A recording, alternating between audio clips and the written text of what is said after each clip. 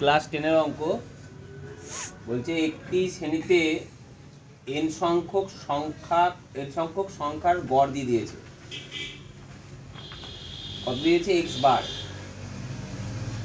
আর যদি প্রথম n-1 সংখ্যার সমষ্টি k হয় তবে n-তম সংখ্যাটি কত হবে? এরকম পাটিগণিত আকারও আসতে পারে অঙ্ক। তাহলে অ্যাকচুয়ালি গড় বের করার সূত্র, ব্যাপারটা কি? গড় বের করার সূত্র হচ্ছে যে যোগ করো, দিয়ে যত সংখ্যক যোগ করতে সংখ্যা দিয়ে ভাগ করো। তাহলে অ্যাকচুয়ালি x বার সমান কি বোঝায়? x1 plus x2 plus dot dot dot xn, ঠিক তো? তাহলে n এর আগের পদটা কত? n-1। তার আগের পদ কত তাহলে?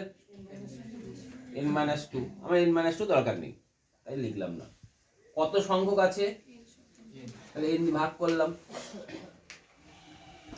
তাহলে পরের লাইন আমি এটা লিখতে পারি x1 plus x2 plus x3 plus dot dot dot xn-1 plus xn লেখা যেতে পারে সমান nx বার। এটা কোনাকুনি গুণ হয়।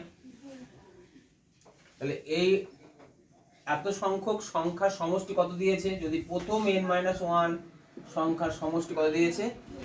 k। তাহলে k লিখলাম। xn কত লিখবো? nx বার। তাহলে xn এর মান কত? xn মানে n-তম পদ, কত হবে? nx বার মাইনাস কত?